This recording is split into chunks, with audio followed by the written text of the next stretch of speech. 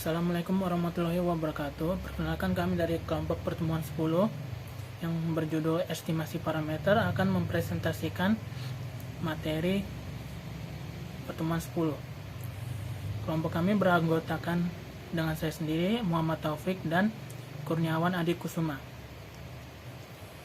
Dan selanjutnya materi pertama akan dibacakan oleh Kurniawan Adi Kusuma. Selanjutnya, saya akan menjelaskan pengertian apa itu estimasi parameter.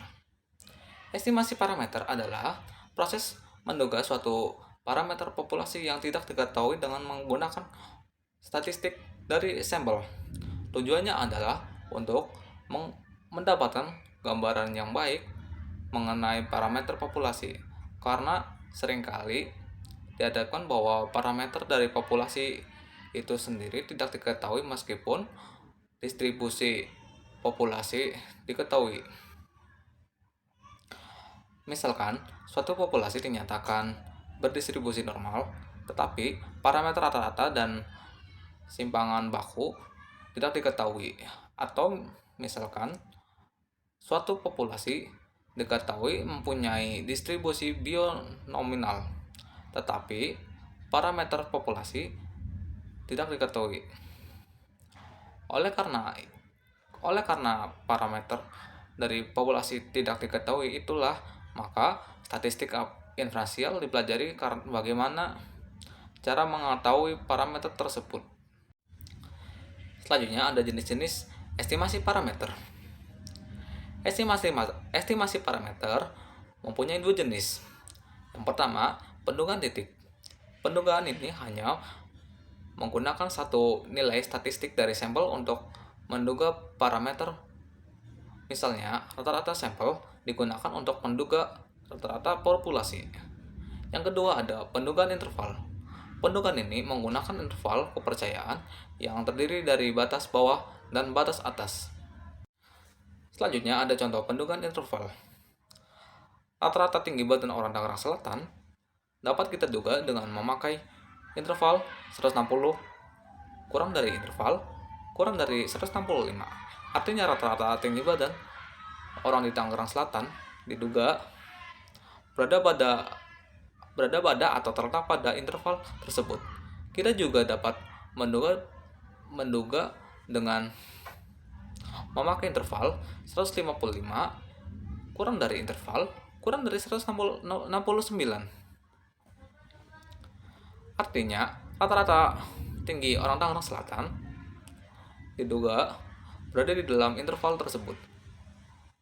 Makin lebar intervalnya, maka makin besar kepercayaan atau keyakinan kita bahwa rata-rata tinggi badan orang Tangerang Selatan lebih percaya terhadap interval 155 kurang dari interval kurang dari 169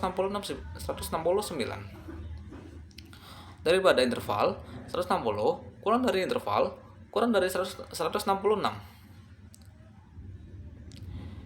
Kita lebih percaya terhadap dengan demikian, dalam pendugaan interval makin lebar interval, maka kita semakin yakin dan percaya akan kebenaran dan ketepatan mengenai pendugaan yang dilakukan pada praktek. Kita harus memakai suatu interval yang sempit tetapi mempunyai tingkat kepercayaan atau derajat keyakinan yang dapat diterima. Misalnya, rata-rata tinggi badan orang di Tangerang Selatan diduga berada pada interval 160 kurang dari interval kurang dari 166 dengan probabilitas 0,95. Maka kita tuliskan P dalam kurung 160 kurang dari interval kurang dari 166 tutup kurung sama dengan 0,995.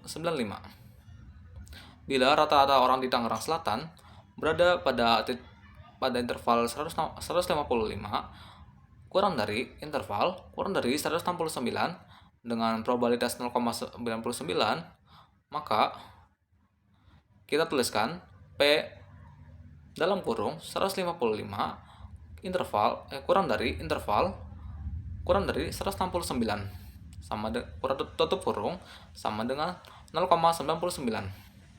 Pada statistika, biasanya yang dipilih adalah interval yang lebih pendek. Tapi dengan probabilitas yang tinggi atau dengan derajat kepercayaan yang tinggi,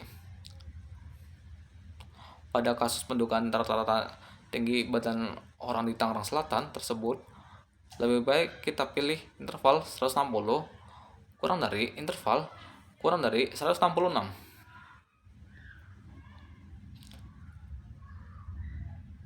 Dengan probabilitas 0,95 daripada interval 155 kurang dari interval kurang dari 169. Dengan probabilitas 0,59,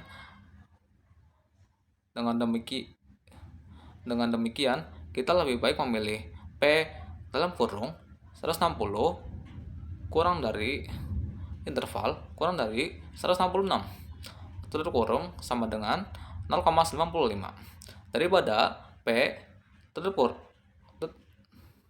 buka kurung 155 kurang dari interval kurang dari 169 tutup kurung sama dengan 0,99. Meskipun kadang-kadang adanya keterbatasan dalam ukuran sampel, pemilihan interval 1 kurang dari interval 2 harus dengan mengorbankan derajat kepercayaan karena interval yang sempit dengan probabilitas yang tinggi sulit dicapai sekaligus. Selanjutnya ada pendugaan parameter populasi sampel besar. Bila suatu populasi diambil sampel acak yang besar, maka statistik akan mempunyai distribusi normal, sehingga dapat ditransformasi menjadi distribusi normal standar. Dengan demikian, penentuan interval kepercayaan parameter memakai suatu nilai yang diperoleh dari tabel distribusi kumulatif normal. Untuk beberapa derajat kepercayaan, nilainya bisa dilihat dalam tabel berikut. Selanjutnya ada pendugaan parameter rata-rata. Misalkan diberikan populasi terbatas atau tak terbatas, di mana simpangan baku diketahui. Kita tahu bahwa rata-rata X adalah penduga yang tak bias untuk rata-rata. Bila diambil sampel berukuran cukup besar secara berulang, maka distribusi sampel rata-rata X akan mempunyai simpangan baku dengan ketentuan sebagai berikut. Buatlah selang kepercayaan 95% untuk menduga berapa sesungguhnya rata-rata gaji para pegawai di perusahaan tersebut. Jawabannya, populasi akan dianggap tak terbatas karena ukurannya tidak diketahui. Lalu, sampel yang diketahui adalah N sama dengan 100, X sama dengan 300 juta rupiah, dan S sama dengan 6 juta rupiah. Lalu selanjutnya, ukuran sampel N cukup besar karena simpangan baku tidak ketahui. Maka harus ditaksir dengan S, yaitu menggunakan rumus bila populasi tak terbatas. 6 juta per akar dari 100 yang akan menghasilkan nilai 600.000. Untuk interval kepercayaan 95% sesuai tabel sebelumnya akan mendapatkan nilai 1,96.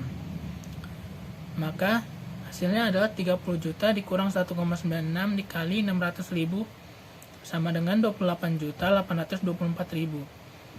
Selanjutnya ada 30 juta tambah 1,96 dikali 600.000 sama dengan 31,176 juta.